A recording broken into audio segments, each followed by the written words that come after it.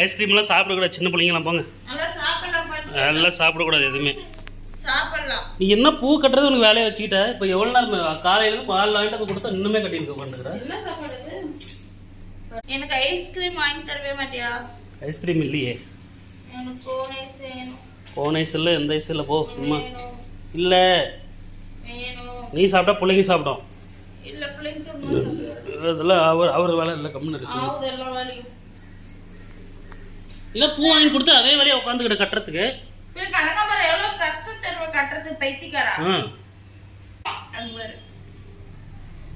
என்னடா நான் அழப்பற அனுப்புறா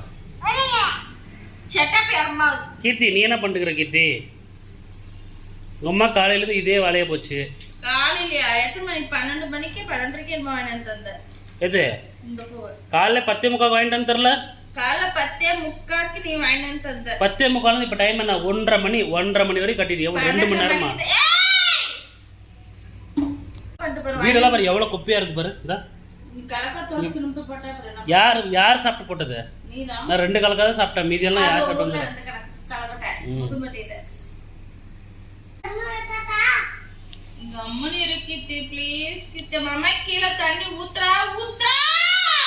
ஊத்துட்டு விடு.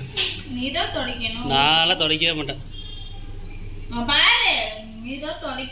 நான் டைம் ஆயிடுச்சு, இப்போ கிளம்பிடுவேன் வேலைக்கு. சின்ன பிள்ளைங்க மாதிரி உட்காந்து ஏதோ பொம்மை பார்த்தன உட்காந்துக்கிற.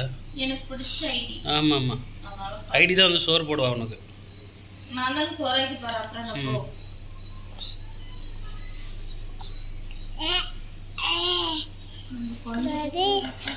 நீ இன்னும் அதை இன்னும் 1/2 மணி நேரம் கட்டுவ, எனக்கு தெரிஞ்சு போச்சு. இப்போ டைம் என்ன?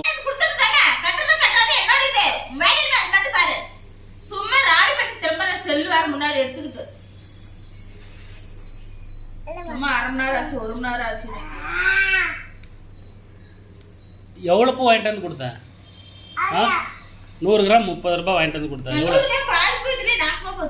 எப்படி நாசமா போயிடும்? கட்டி வைக்கணும். பின்ன பூ வாங்கிட்டு வந்து கொடுத்தாலும் குத்தம், கொடுக்கலனாலும் குத்தம். சரியா? கொடுத்தாலும் வந்து அது வந்து இது சரியில்லை, அது சரியில்லை, காம்பு சரியில்லை, கட்ட முடியாது. இது கதை. வாங்கிட்டு வந்து கொடுக்கலனாலும் வாங்கிட்டு வந்து கொடுக்கலான்றது.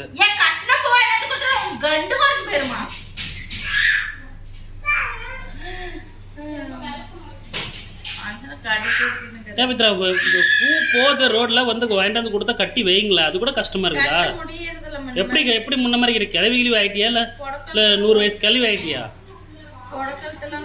நோ அம்மா